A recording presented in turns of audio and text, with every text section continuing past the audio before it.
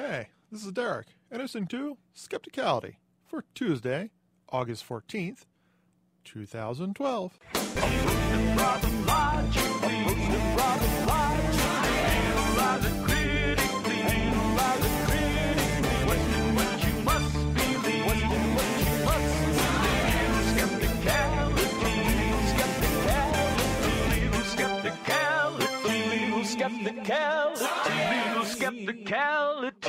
Skepticality. Science! Welcome back to another episode of Skepticality, the audio program that brings you news and interviews with people from all walks of life for the promotion of critical thought and science. So it's only about 2.5 weeks until the big set of its skeptical events at DragonCon. The big announcement is that this year we'll have back James Randi at the Skeptic Track, and he'll get to have a reunion with his friend Alice Cooper. Yes, the Alice Cooper of rock and roll fame. Randy used to tour with Alice Cooper back in the day and helped with his stage show, for which he is known for. They get to be back together on stage to talk about their days on the road touring as one of the most popular concert events of the 70s. But before Skeptrack and DragonCon, we still have 2 more episodes of Skepticality, this one and another, which will come out the day before DragonCon. While I let you go check your bank account and travel plans for making to DragonCon, let us check in with our friend Tim Farley and the rest of the gang.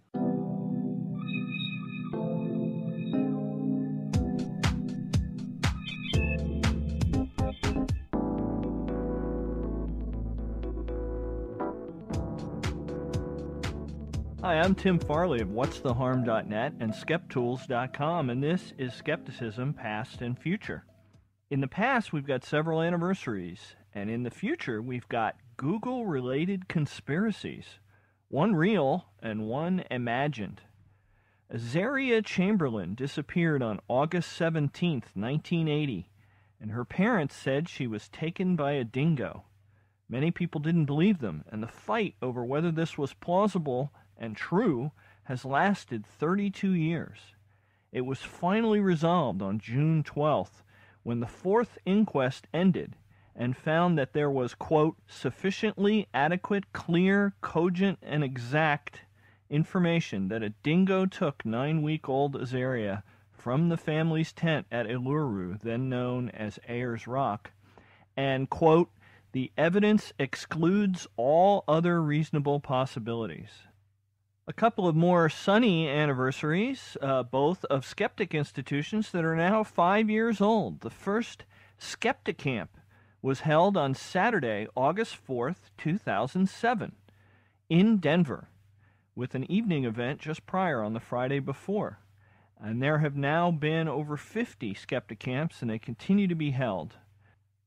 Reed Esau recently looked back at the top 10 Skepticamp fails in a 2-part post on my blog, which we will include in the show notes. The other anniversary is for Drinking Skeptically, which is also 5 years old. The first one was held on Wednesday, August 29th, 2007, in New York City. In the future, skeptics and Google have something in common. We often get accused of things improperly. Skeptics often get accused of being shills for Big Pharma. Ironically, in a story out of Germany, a manufacturer of homeopathic products apparently hired their own shill in the form of a writer named Klaus Fritsch.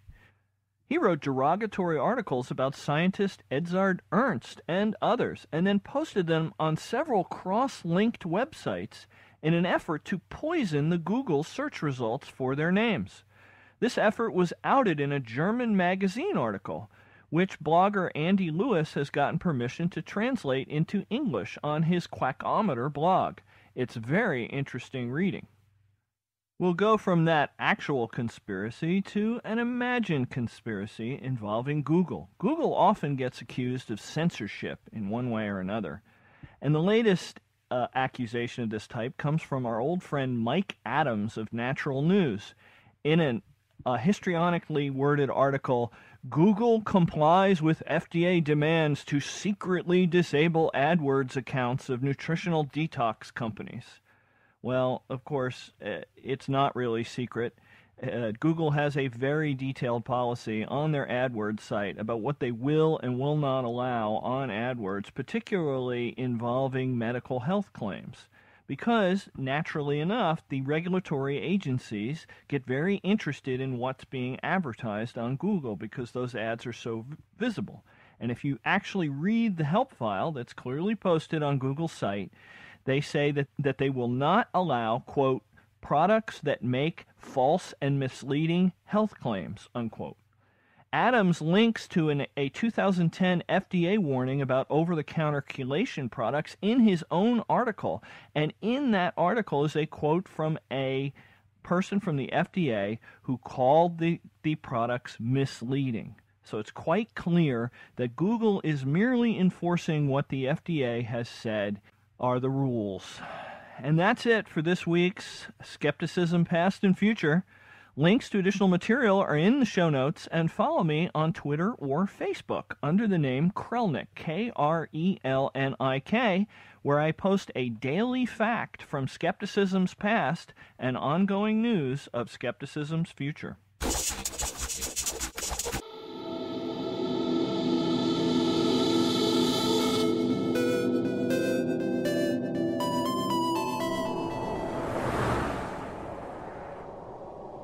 This is Bob Carroll, creator of the Skeptic's Dictionary and the blog Unnatural Acts That Can Improve Your Thinking. Welcome to another episode of Unnatural Virtue. In this and future episodes, I'll be offering some brief comments on topics in critical thinking, skepticism, and science. Today's topic is subjective validation. One of the world's foremost experts on subjective validation, Dr. Ray Hyman, got interested in the subject as a college student while working as a palm reader. He read a few books on palm reading, the kind that tell you this kind of line means you'll live a long life, that one promises children, another foretells wealth or travel, and so on.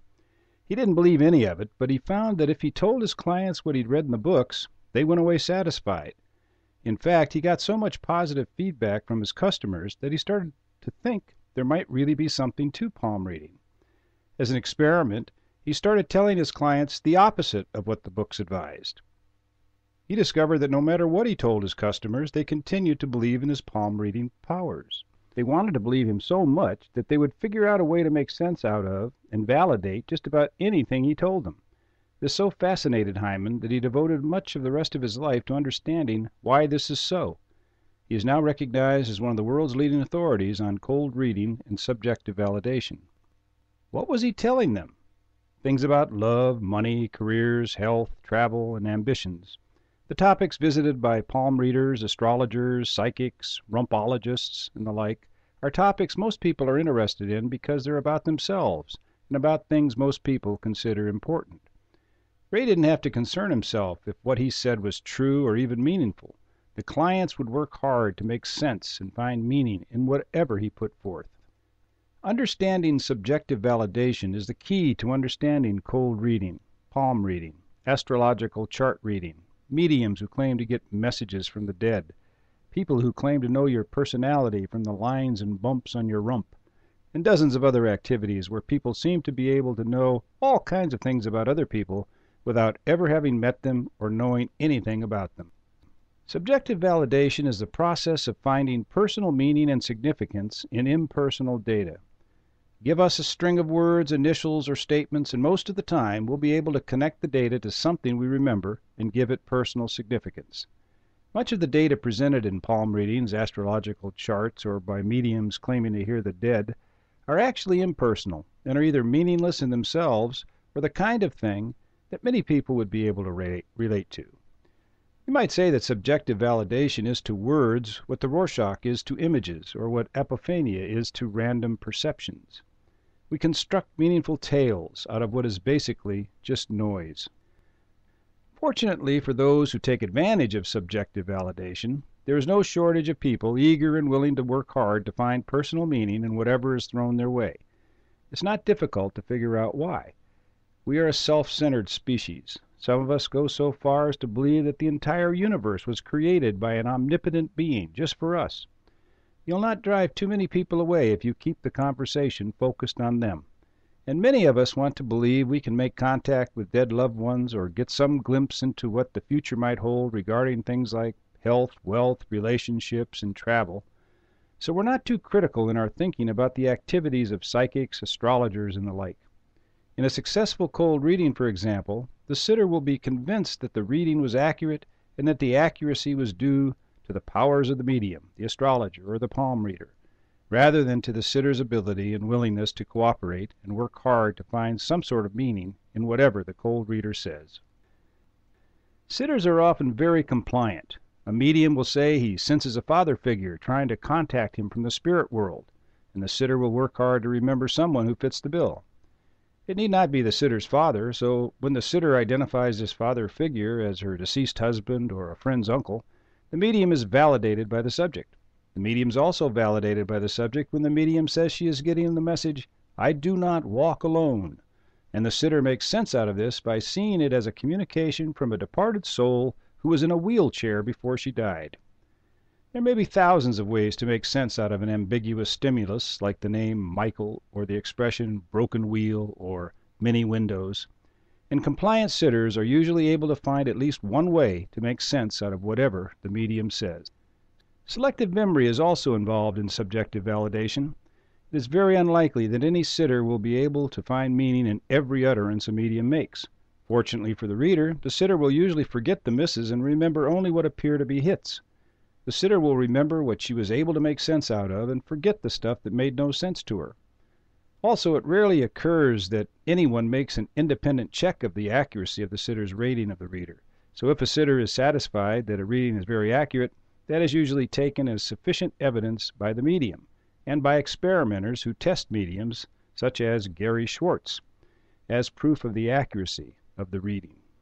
Speaking of Gary Schwartz, he's considered by some to be the foremost researcher of mediumship today. Yet when he tested Alison Dubois, the model for the psychic on the hit TV show Medium, he did not use controls that could have eliminated subjective validation as an explanation for the high rating given by a woman who had a reading done by Dubois. Dubois was asked to contact the deceased husband of a woman in England. She was told only the woman's first name and that she wanted to hear from her husband. During the actual reading, Dubois was at Schwartz's University of Arizona lab, and the sitter was several thousand miles away. A transcript of the information Dubois got during the reading, supposedly from the dead husband, was sent to the woman in England. She scored the reading as 73% accurate. Schwartz exclaimed, "That's extraordinarily high accuracy." Maybe, maybe not. Schwartz didn't have a baseline to compare to the scoring. He should have sent the same reading to several other ladies in England who would like to contact their dead husbands, and had them rate the reading as if it had been done for them personally. Had he done so, he might have something to compare to the 73% accuracy claim. Or he might have given the sitter several fake readings along with the Dubois reading and had her rate them all. If the sitter rated the Dubois reading significantly higher than the others, Schwartz might have a basis for his claim of high accuracy.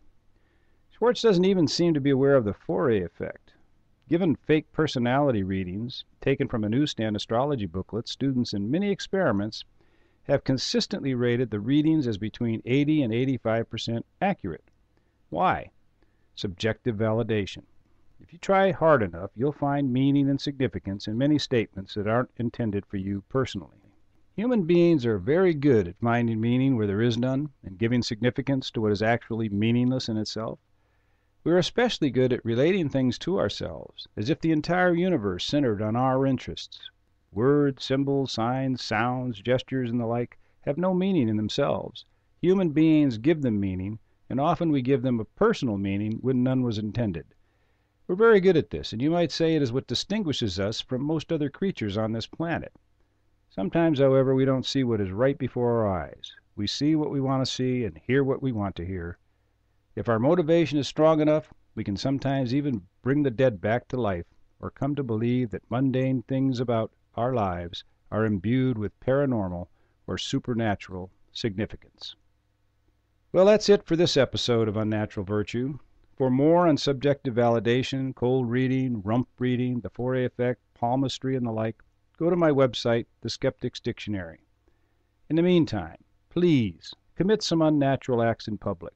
And don't forget, skepticism, though unnatural, is a virtue.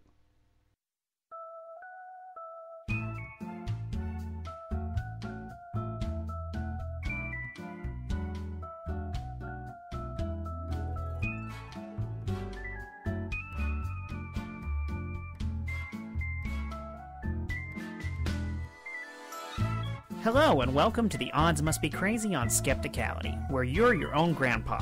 No time machine necessary. Inquire within.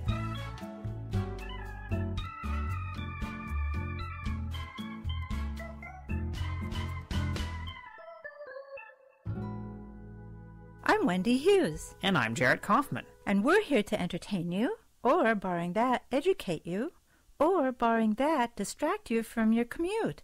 Actually, we're happy to settle for the last. We aim low. Hi, Wendy. Looks like you picked out quite a story this week. Yep.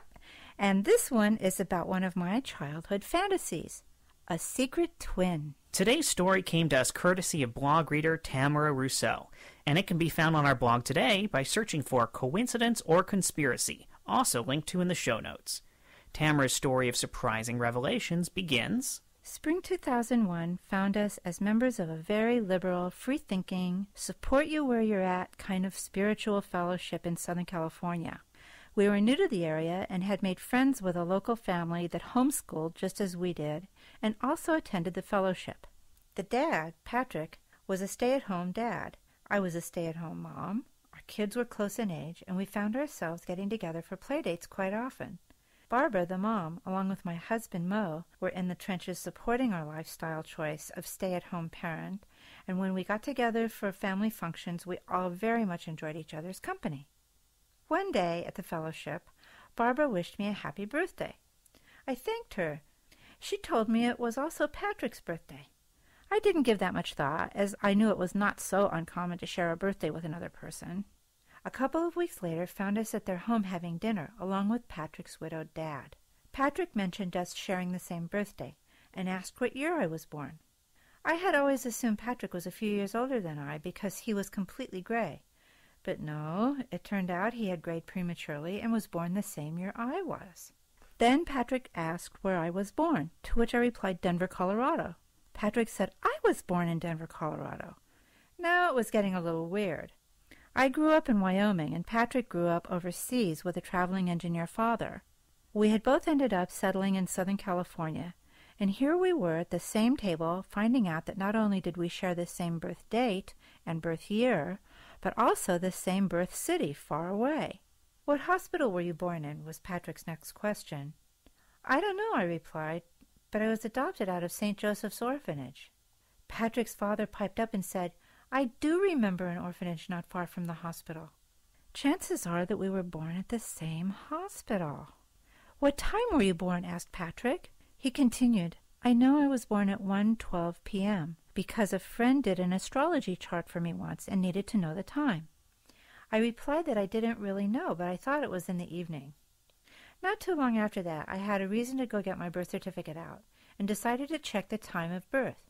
Imagine my surprise to see that it stated 1:12 p.m. That began the very long search to find some meaning to this bizarre series of coincidences. Maybe Patrick's mother had brought us together from the grave because we were twins separated at birth?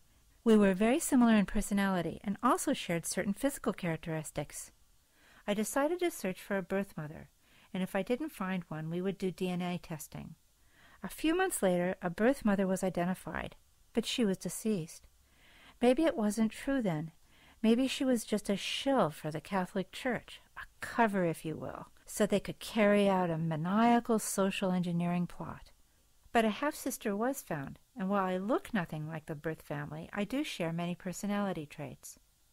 Okay, so if not a Catholic Church conspiracy, maybe there was some truth to the astrology thinking.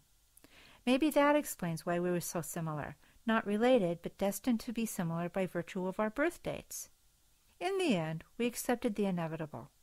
Random coincidences that made for an interesting story, but it does make one wonder, what are the odds? This story of new friends who discover they have a lot in common has all the earmarks of a great mystery. But upon reviewing the elements with some perspective, and the objectivity of not being parties ourselves, there are some explanations that make the seeming conspiracy vanish into thin air. Our friend and advisor, cognitive psychologist Barbara Drescher, untangles this web of intrigue. Well, my first instinct would have been to get a mail-order DNA test. What does Barbara say? According to Barbara, the best way to determine if an apparent relationship is meaningful is to develop a specific hypothesis and test it. In this situation, if the author suspected that the friend was a long-lost twin, DNA testing could be done. Otherwise, this is a set of interesting coincidences, some with crazy but not unheard of odds, which were noticed only when the participants went looking for them. Imagine how many of these kinds of coincidences could be found if we took detailed inventories of all of our friends. That sounds like exactly the sort of logic we notice people missing when they review these stories regularly. When we focus on searching for anomalies, we find them, but think they're absent when we don't even bother to search for them. Yep. Barbara points out that the cosmic twin kind of coincidences in this story are reminiscent of the classic Kennedy-Lincoln connection. When human beings notice two or more things occurring together which appear to be related, we use a cognitive shortcut and assume that they are related. Illusory correlation. When we look for relationships, we tend to notice more, remember more, and assign more weight to the hits than the misses. The confirmation bias. Remembering the hits and forgetting the misses, that's one of my favorites.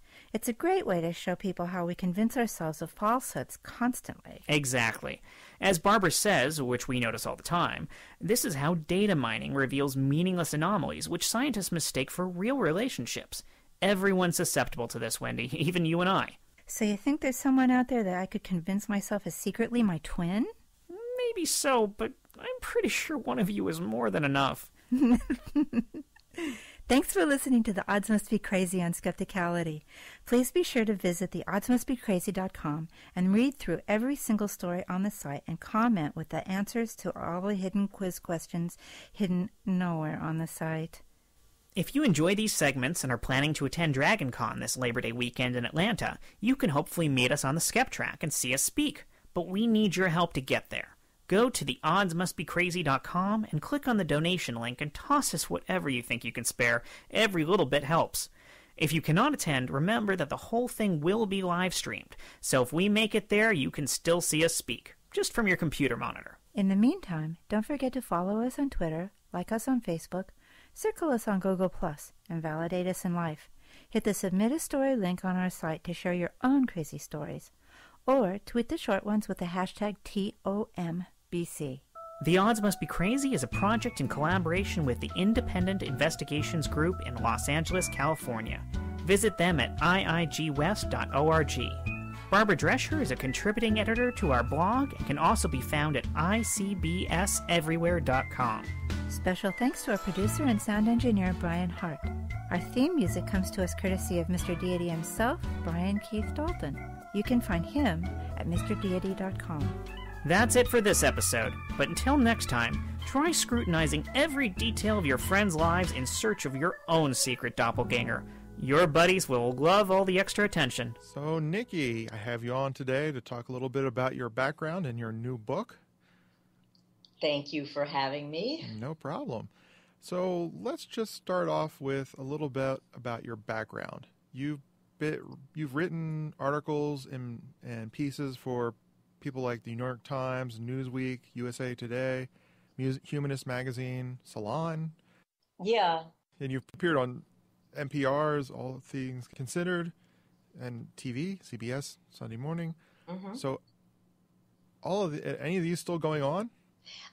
No, they seem to be, much to my disappointment, been somewhat particular to my role as a 9/11 family member.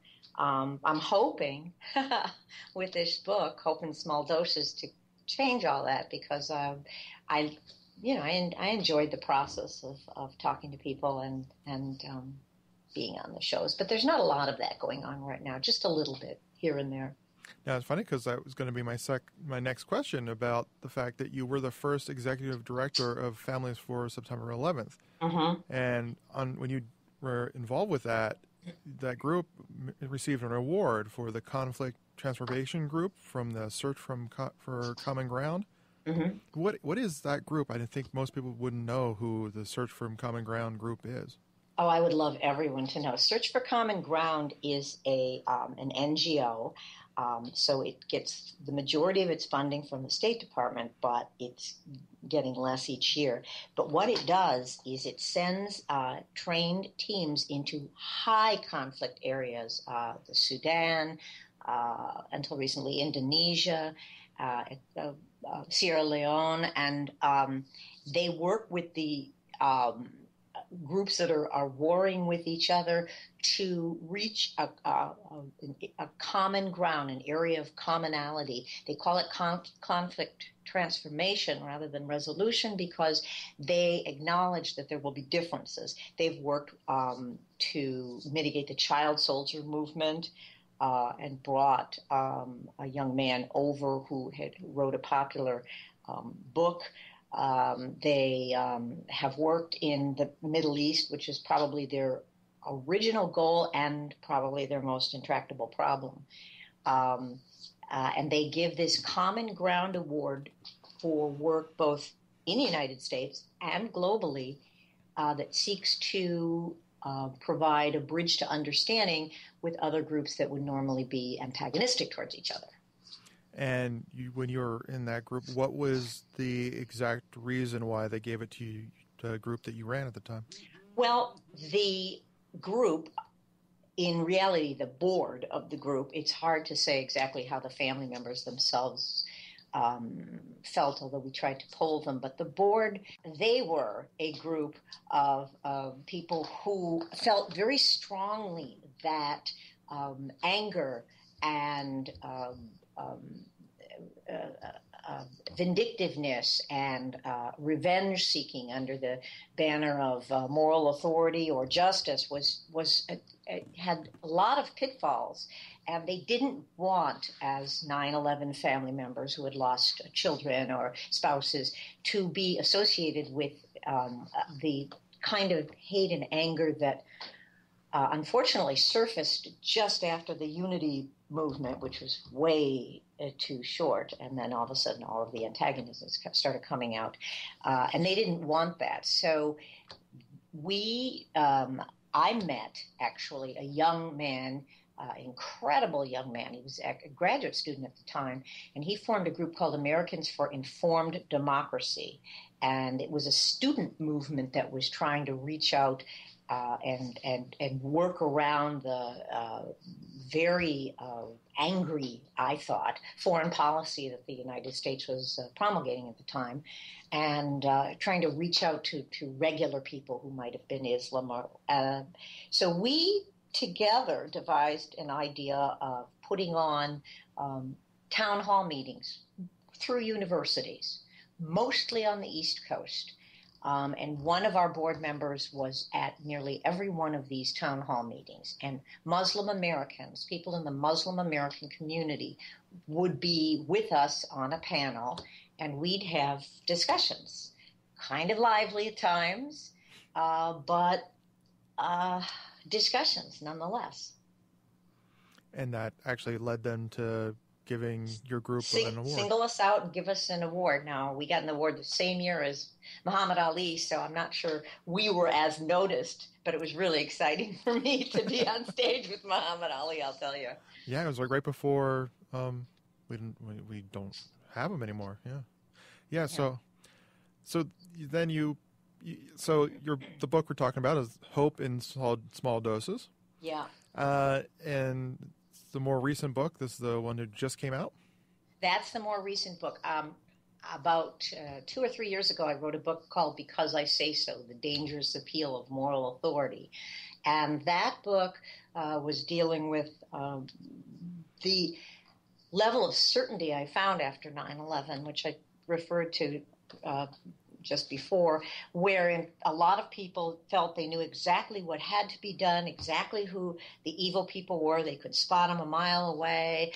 They knew what was right. They were very righteous. They were very self-righteous, and this included some family members. And in fact, family members were given a lot of latitude because no one dared to call out a family member that was being self-righteous and had no moral authority and was exerting it anyway, trying to.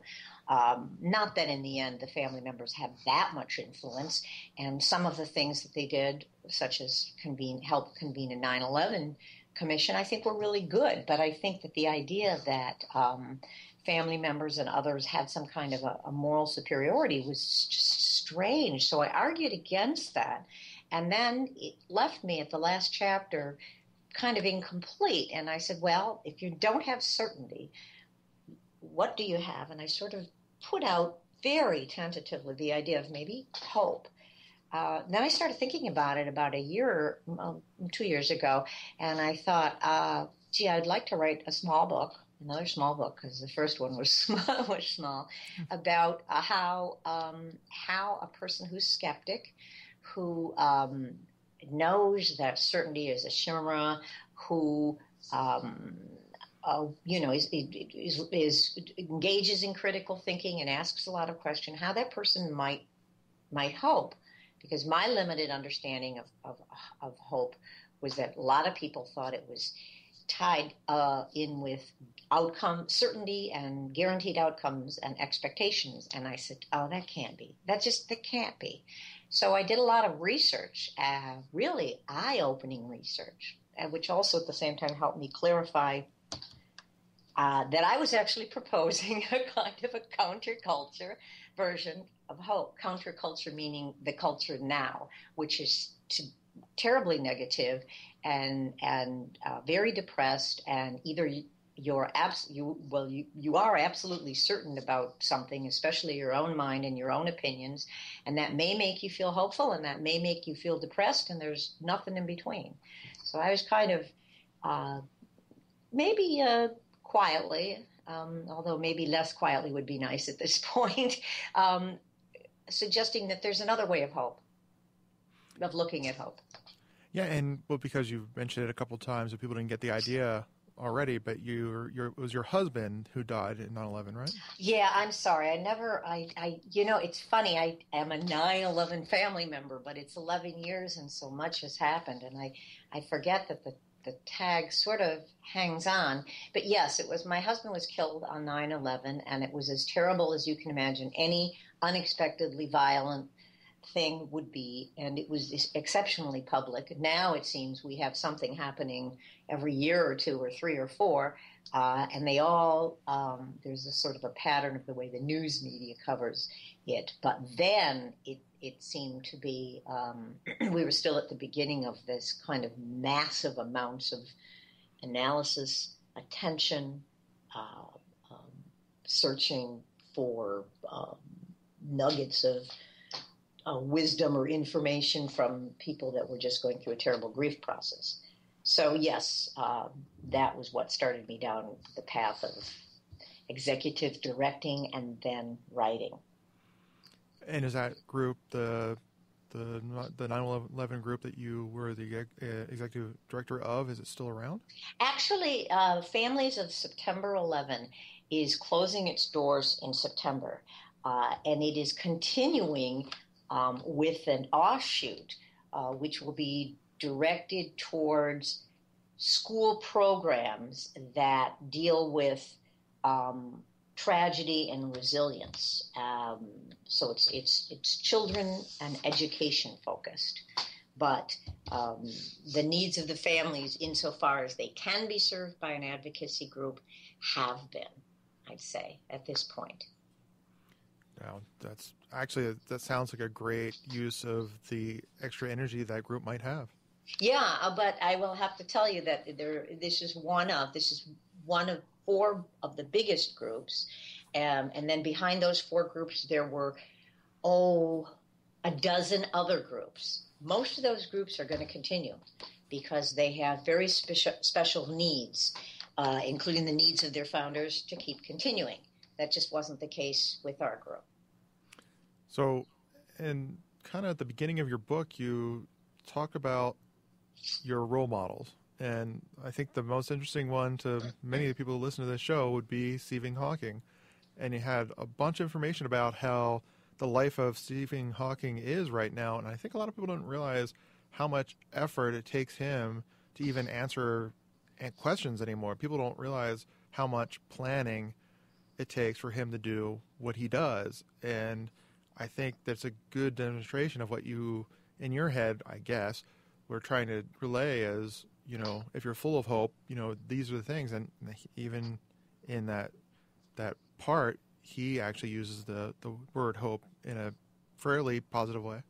Yeah, the New York Times did an interview with Stephen Hawking right around the time, it was April a year ago, or March or April a year ago, that he had given a talk at, I think it's University of Arizona or Arizona State University. And he digressed from his usual kind of presentation to talk more about what was called My Life, to talk about his life. And the reporter was very clear that the preparation for the interview involved basically pre-recorded answers that he gave, because he allowed her, and he rarely does this, to ask an extemporaneous question, and there were very few words in the sentence, 5, 6, 7, and it took him 5 minutes. So I think that, and looking at what he said in the rest of the presentation, and then knowing how the effort that it takes to put together a sentence, and then to see what he's done, and then to have him say, I feel very fortunate, to have the mind and to be able to use the mind and to have people who support me so I can. It was a real slap upside the head. It's like, pull it together. Even if you're depressed, pull it together. Come in, look at this. And I just thought, wow, I do not want to finish out my life looking at the glass as half empty. Well, yeah, because, just your description of how much he has to go through just to make the words that we hear, it makes me really respect him even more, just because of that level of effort he has to expend just to do that. I know, and he does it because he has a questing mind, and because he wants to know, and because he wants to share what he knows, which is probably the single most marvelous attribute for a living human being to have that I can think of. And it's what makes life worthwhile. And however big your platform or how tiny your platform, it's something that should be celebrated. So soon after your husband was killed in 9/11, you mentioned that one of the things you kept hearing all the time was the moral authority. And then you went on a search for the meaning of those words. And yeah. So, and then it led to your first book, which is the one before this, I guess? Yeah, because I say so. Moral Authority's Dangerous Appeal. Yeah. So that was kind of like the spark which led to this book, I assume. Yeah, because the last chapter was actually called Four-Letter Word. And it was, or hope is a four-letter word. And the idea was that maybe it's a dirty word among skeptics, or maybe it's a who might think of it as being kind of, as one of my friends said, airy-fairy, and because of its association with the certainty and with blessings from above, and or with the secret and the idea that you control what comes to you from the universe simply by the way you put it out there, both of which I think are not so. They're just not, that's not so. And so I really felt strongly that I was not about to let hope, whatever it meant, be the province of people who already had all the answers to everything. And I kind of wanted to bring it around to people that were critical thinkers and asked questions and didn't have all the answers and weren't always sure and maybe had bad days. Because I feel that there's some really smart, strong, and sensitive people among that group. And for them to be angry and depressed doesn't help the world. We need them, and the world needs all of us. So I was trying to find something that everybody could work with. So basically this book, it kind of, it's like you spend most of this book describing your journey through a lot of different paths to find the best, most accepted definition for the meaning of the word hope. And it's funny because I never thought about it really until I read through your book. It's like, I never thought about the fact that it has so many different meanings to different people and different cultures. You even went from ancient Greeks to the current president who used the word in his book. Did you ever find the most acceptable definition? Well, I used a I don't want to say a trick. I used a technique that seems so logical to me as an inquirer, and I imagine that would be true of people that are listening too, which is that I started researching everything. And the technique that I used in the first book was, okay, how do the dictionaries, let's look at the traditional dictionaries. Let's see how they define moral authority, which is not at all. And then let's see where else it's used, and then let's take it apart. Hope was easier in one respect. A lot of people talk about it, and a lot of people define it. So I went to the dictionaries, and then I went to the poets, and then I went to the myth of Pandora, or the story of Pandora, and the interpretations. And as I said, it's amazing. It's a short book, really, it is. It is. People are probably thinking, my God, 600 pages. But I pretty much boiled it down. And there's some picking and choosing and some leeway, except that I don't see it that way because hope is so little understood that I think the leeway is built into understanding how a feeling of hopefulness can be part of your life, even though you don't worship a divinity or believe that you are master of the universe. I loved how you picked apart the whole tale of Pandora and how, the whole thing about the only thing left in the box was hope and possibly left. That led right into you talking about our current times, the end half of 2012, where the economy is still being frustrating. Not as bad as it was 2 years ago, but still it's frustrating. And, where's the hope now? Well, my favorite thing to do is to make connections. If I did too much of it, I'd probably end up as a conspiracy theorist. And I don't think everything is connected, but I think that there are interesting connections in terms of our history and our mythology and our cherished beliefs. And what I notice in this country, it's a little bit frustrating, and I don't think it's permanent, but there's this inability to operate. Well, it's human. There's a challenge to operating in a world, in a universe where there's so much you don't know. Mortality is on everybody's mind, and what happens, fine, the skeptics and the agnostics and the atheists say nothing happens, you die. But it doesn't change the fact that on the way to being dead, you end up with a lot of questions and a lot of challenges. And even if you don't think of yourself as being on the way to dead, you lose things and lose people, and it's hard to figure out. And everything we have tunnel vision. Everything looks like the worst of times. A friend of mine sent me a little link to a little movie the other day that was made in 1951, and I think it was shown in the schools up until 1960. And I think I saw it. I was a youngster, but yeah, okay, I was alive then. And it is about what we're supposed to do in case of nuclear attack. Number one, it's hysterical. I mean, there's a turtle in it, and it's taking shelter, and you're looking at that and going, seriously, man, did you look at Hiroshima? There's no way getting under my this little wooden shelter is going to do any good. And we used to crouch under our desks.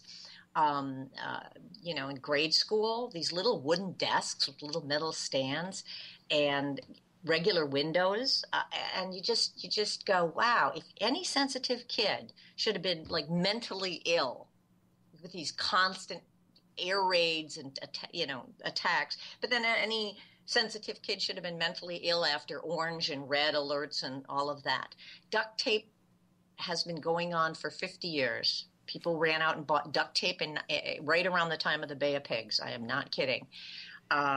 So the idea that it's the worst of times, when I grew up in the shadow of the atomic bomb, I'm not saying it's the best of times, but it is not the worst of times. And my father grew up in the Depression. So doesn't mean we have to sit on our heels, and it doesn't mean we shouldn't try to make stuff better, and it doesn't mean we shouldn't vote, because we should, and it does make a difference, but it's just useless to think it's the worst of times. It's useless. It's just useless. I have to remind people all the time that if you think back to like right when I got into college, 92, it wasn't much different than it is now. As far as like the economy was pretty bad, and everybody thought it was like the worst of times, and of course, things turn around and then they boom for a little while again and they fall back down. When I got out of school in 72 or 3, I could not get a job. I had gone to Georgetown. I had good grades.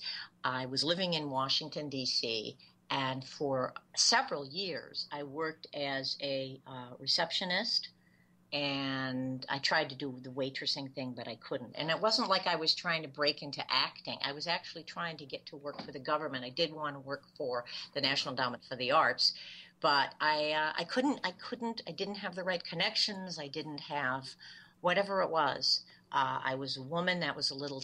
The times were a little challenging for young women at that point. But I didn't have a job. But then we didn't ever go back home and live at home. So we just scraped by. I forget that. I mentioned this on our recent episode to somebody. I said, I always find it funny that people often think that it was always better in the past, and it usually never was.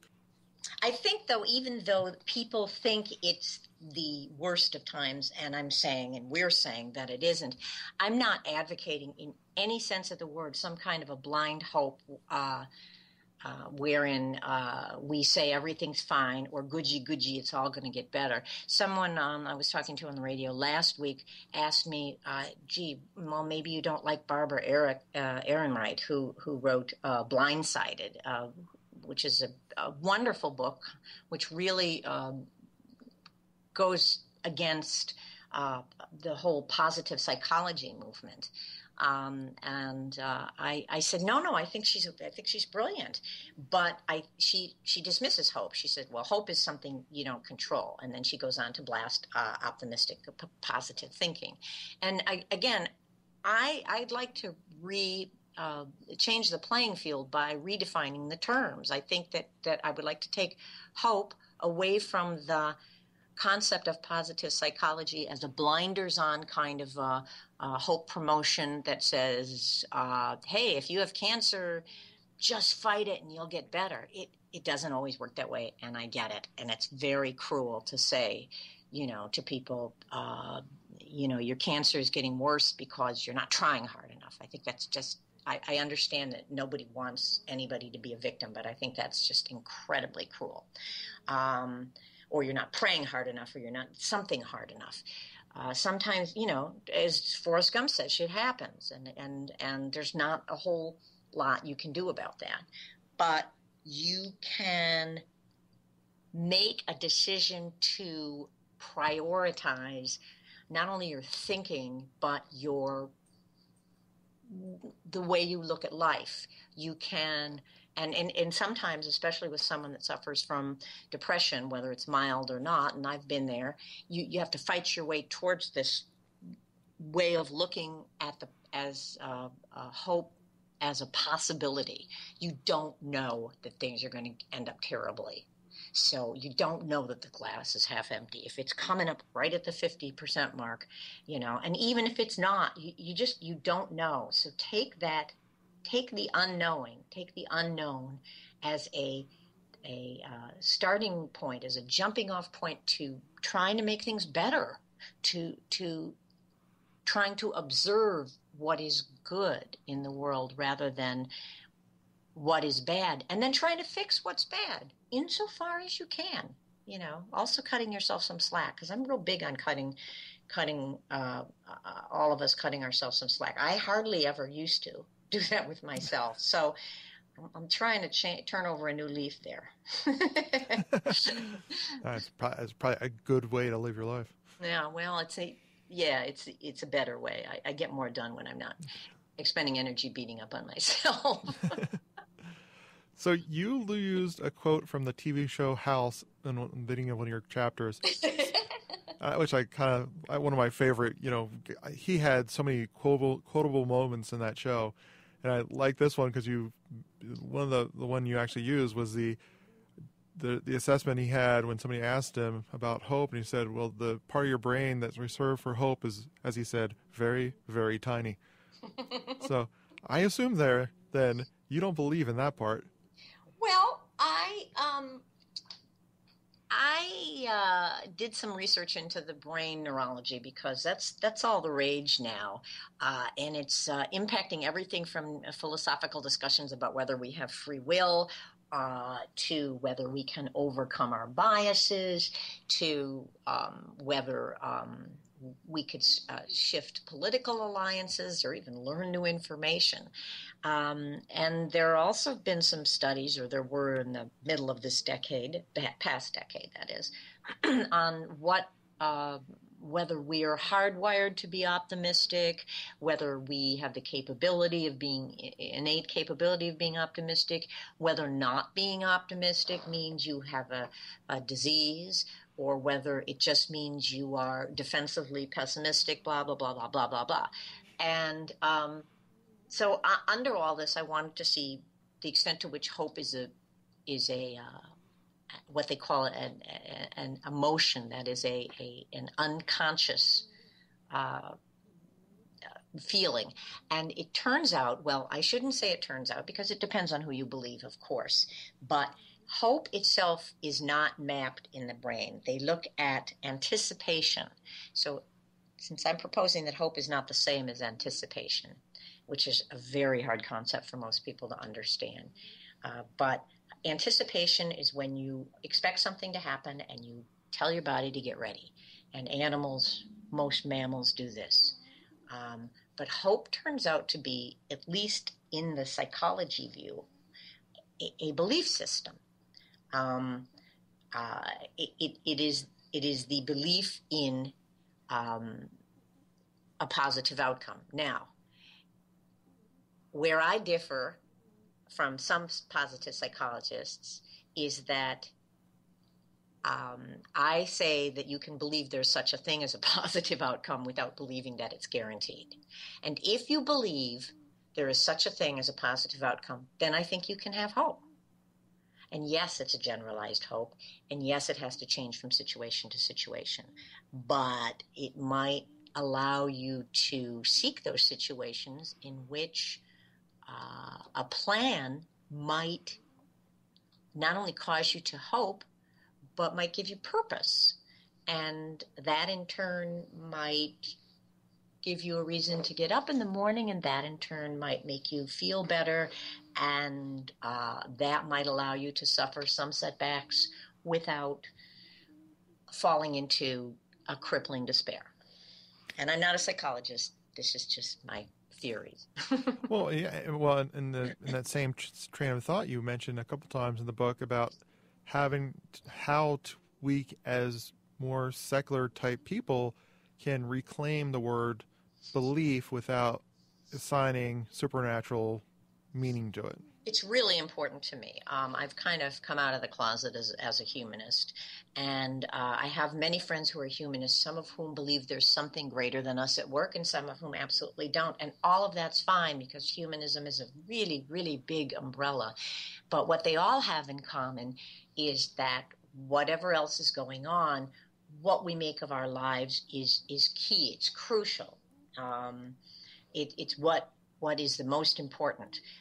And the way you live your life is possibly its own, well, it is its own reward. And I actually say, and I know it comes across as very flip, I say in the book, the meaning of life, don't give it another thought, really. I mean, forget it. You're not going to know. But the meaning of your life, yes, you can make that mean something. Why should you? Okay, why shouldn't you? Why should you? Because it makes life better. And why shouldn't life be better? Look at Stephen Hawking. Where are all of the places he could end up, with that brain, but with that disease? I mean, it's hard to again, as I say, it's hard to overcome depression. But, if somebody's looking for a place to put their energy, put it into activism, put it into a determination to enjoy and to find a way to allow other people to share in that enjoyment. Seems very worthy to me. Honestly, it does. It doesn't cost much either. No. Costs less, actually. True. Very true. Fewer visits to the doctors. So, yeah, well, that actually leads right into the fact that pretty much toward the end of the book, you wrapped up talking about trying to be happy. Yeah. And that's pretty much, I think, the whole goal of your book in the end. That's what you're talking about. Yeah, I think it's important that people remember. I love this because certain people are always talking about the Constitution, the preamble. And what we are guaranteed, if you will, is the right to pursue happiness. But we're not guaranteed happiness. So, what that is depends in every given moment. Robert Wilson, who is an evolutionary biologist who actually wrote The Evolution of God, it's a fantastic book. I quibble with some parts of it because that's my belief system, but it is a very interesting book. But he says that we are hardwired to pursue happiness because if we achieved happiness, then that would stand in the way of certain evolutionary aspects to the human condition, which makes sense. So we always have to be pursuing. We always have to be moving forward. I mean, I don't mind that because I believe that should be and is and hopefully will be noticed by more people that that's the way we should be about knowledge. We may not ever have it all. We probably will never have it all, but there's nothing bad and everything good about pursuing it. And to a certain extent, that's true of happiness, again, within reason. I think that it requires that you sit back and you say, to recognize that you could be happy in a moment and not immediately start making plans to declare yourself permanently happy or this is my whole life. You string the moments together. If it turns out that your whole life has been happy, yay. If one of the strings gets broken, then start a new string. I mean, just go for it, I guess I'm saying. It's like, was it like just do it? Now it's just go for it? Well, again, this sounds a little touchy-feely and a little self-helpy, and it is a little of each of those. But it's very important for people who are not certain, people who support critical thinking, people who object to authoritarian decision-making and who are very concerned about the science, to understand that it is possible to be very positive about and very hopeful about the world and life in general. Not very. I'll hope in small doses. I'll take away the adjectives, maybe not very hopeful, but hopeful about the possibility of life. It's very important that is available to people that may be uncertain about other aspects of their life. It has to be. That's what I think. Well, pretty much you mentioned it a few times during the book. I think you do it more often than anything else in the book, that you want this book to be a living document. So tell people a little bit about where you can continue the journey about hope, and especially get the book, but you actually talk about places where people can go online and talk about these issues. Yeah, I don't have the address in front of me, but if you go to American Humanist Association, Humanist Press is who published the book, and they're a division of the American Humanist Association, and they've set up for this book, Hope in Small Doses, discussion chat rooms for each chapter. I have a chapter on how you cope with setbacks and or how I cope with setbacks and death and mindfulness. And the idea is that because this is primarily, not exclusively, but primarily an ebook, and you could buy it on Amazon and Barnes & Noble and the iBookstore. And it's also a print book, and I'll tell you about that in a minute. But you go online to these addresses that are given in the ebook and in the print book, and you join a discussion. And these discussions will then be added to the ebook, so that whatever your comments are about death or about setbacks or about brain. The brain on hope, or about positive psychology, any of the things I talk about, that'll all become part of the ebook, which is really cool, I think. Especially if you go and read some of the things that people have said. Yeah, absolutely. The best place to get to as a starting point for all of the information is the website, hopeinsmalldoses.com. And from there, you'll be able to see how to go here and go there and join the discussion and, hop into the book. Well, I don't even have to ask you the next question, which I usually do, is where people can find out more information, and you actually just said that. So I did. I guess to wrap it up, I will thank you so much for being on my show. Thank you so much.